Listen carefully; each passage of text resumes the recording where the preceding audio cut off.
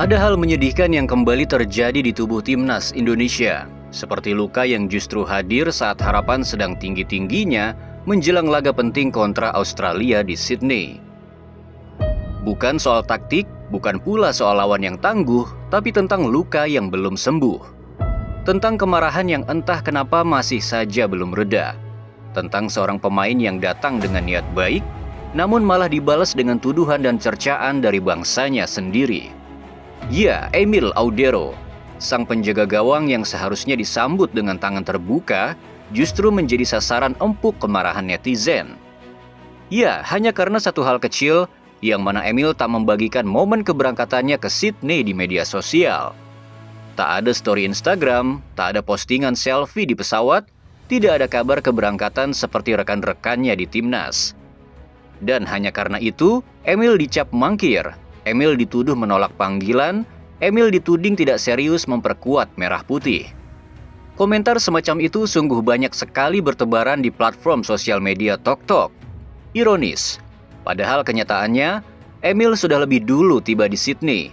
Ia datang dalam diam, tanpa sorotan kamera, tanpa hingar-bingar sambutan. Mungkin ketika sampai di bandara mengenakan topi atau semacam masker yang membuat orang tak sadar jika itu adalah Emil. Mungkin ia sengaja tak ingin menarik perhatian, atau mungkin saat ia tiba, supporter timnas sedang lagi tak standby di sana. Tapi apakah salah jika seorang pemain memilih datang dengan tenang? Apakah salah jika ia ingin fokus pada pertandingan daripada urusan citra dan sosial media? Sayangnya di era digital seperti ini, diam justru dianggap mangkir, tak update dianggap tak loyal, tak membuat story dianggap tak cinta negeri. Padahal para pemain ini bukan seleb. Mereka adalah petarung di lapangan, bukan seorang konten kreator. Mereka tak punya kewajiban untuk terus mengabari keberadaan mereka kepada dunia. Mereka datang untuk bertarung, bukan untuk membuat feed atau postingan-postingan estetis. Namun itulah kenyataan yang harus diterima Emil Audero. Ia datang membawa semangat, tapi malah disambut dengan prasangka. Dan semua ini tak lepas dari luka lama yang masih membekas. Tentang ucapan sang ayah, tentang rekaman lama yang masih menjadi bahan bakar kemarahan publik. Padahal rekaman itu adalah dialog santai di kursi Indomaret. Yang direkam tanpa sadar, yang karena rekamannya itulah menjadi hukuman sosial yang ditanggung Emil seumur karirnya di timnas Indonesia.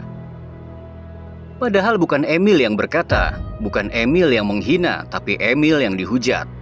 Lucunya saat Emil tetap datang, saat Emil tetap menjawab panggilan negara, justru ia yang disudutkan.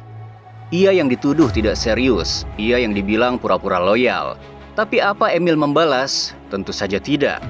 Ia diam, ia fokus dan ia tetap berlatih.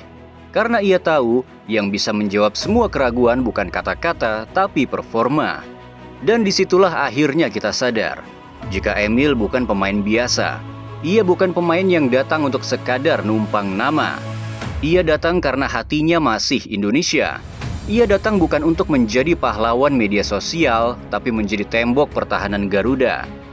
Dan satu kalimat yang pernah ia ucapkan dengan tegas, "Semangat kami mencapai Piala Dunia tetap berlanjut. Saya siap berikan yang terbaik untuk Indonesia." Kalimat sederhana tapi mengandung harapan besar. Sebuah pesan bahwa Emil tak datang untuk lari, tapi ia datang untuk membuktikan. Tapi di saat kita masih sibuk menghujat Emil, di saat energi kita dihabiskan untuk memperdebatkan loyalitas sang kiper, ada satu kekhawatiran lain yang mulai muncul. Ya, kekhawatiran pertandingan melawan Bahrain. Sebuah laga yang tampaknya dianggap remeh oleh sebagian pihak, tapi justru bisa menjadi jebakan paling berbahaya bagi langkah timnas Indonesia ke babak selanjutnya. Karena Bahrain bukan lawan biasa. Walau mereka tak kuat secara teknik, tak juga jago dalam hal teknis permainan, tapi mereka licik dalam memasang taktik. Mereka adalah tim yang lihai memainkan waktu, pandai menggoda emosi, dan terbiasa membuat laga menjadi kotor. Taktik guling-guling ala Bahrain bukan hal baru. Kita sudah melihatnya bertahun-tahun. Dan yang menyedihkan, tak sedikit wasit yang terjebak dalam permainan kotor itu. Bahkan sejarah kelam sudah tercatat abadi. Ketika timnas kita pernah unggul, namun wasit lupa meniup peluit akhir, dan Bahrain berhasil menyamakan skor dengan penuh kontroversi. Itulah kenapa Jepang mengajarkan caranya. Gempur sejak awal, cetak gol sebanyak mungkin. Jangan beri celah bagi mereka untuk bermain drama. Karena jika kita hanya unggul 1 gol, maka sisa pertandingan akan menjadi perang emosi. Bahrain akan bermain kasar dan wasit selalu saja membantu mereka. Namun ketika mereka yang unggul, maka mereka akan berlama-lama jatuh dan berusaha mengacaukan tempo permainan. Indonesia harus belajar dari sejarah. Jangan santai di babak pertama dan baru serius di babak kedua. Itu strategi usang yang bisa jadi bumerang, yang telah terbukti gagal tanpa mendapatkan poin sama sekali ketika melawan China. Jika kita ingin menjaga peluang, maka kita harus memenangi laga dengan dominasi. Harus ada pressing sejak menit pertama. Harus ada gol cepat yang membuat Bahrain kehilangan arah. Jangan biarkan mereka bermain nyaman. Jangan biarkan mereka mengendalikan tempo. Memang semua itu tak semudah yang dikatakan. Namun ini lebih baik daripada harus membiarkan kita ikut dalam irama mereka. Karena sangat mengerikan apabila irama kecurangan seperti di leg pertama terjadi lagi di GBK. Kemenangan meyakinkan atas Bahrain akan menjadi pembuktian apakah timnas Indonesia sudah layak menjadi kekuatan Asia atau hanya masih terjebak menjadi tim mediocre semata.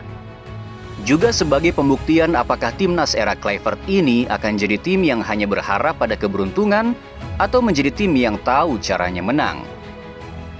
Dan ketika kita bicara tentang kemenangan, maka semua elemen harus bersatu. Tak hanya pemain inti tapi juga seluruh tim, termasuk Emil Audero yang kini menjadi bagian penting dari benteng Garuda. Maka sudah waktunya kita berhenti menghukum pemain karena masa lalu yang bukan miliknya. Sudah waktunya kita memandang Emil bukan sebagai bayang-bayang kontroversi, tapi sebagai penjaga gawang yang melindungi timnas Indonesia. Namun perjuangan belum berakhir. Sebelum melawan Bahrain, sebuah tantangan raksasa menanti di hadapan. Sebuah tantangan serius. Pertandingan lebih berat daripada menghadapi Bahrain, yaitu melawan raksasa Asia, yakni Australia. Sebuah tim yang bukan hanya kuat secara fisik, tetapi juga punya pengalaman bertanding di level tertinggi. Tim yang bukan hanya pernah ke Piala Dunia, tapi juga tim yang telah menjadi peserta rutin di pentas tertinggi Piala Dunia. Mereka terbiasa menghadapi tekanan dalam laga besar. Jangankan bermain di kandang sendiri, bermain di Piala Dunia Qatar dan melawan juara dunia Argentina dengan Messi di dalamnya, yang terjadi mereka hanya kalah tipis 1-0.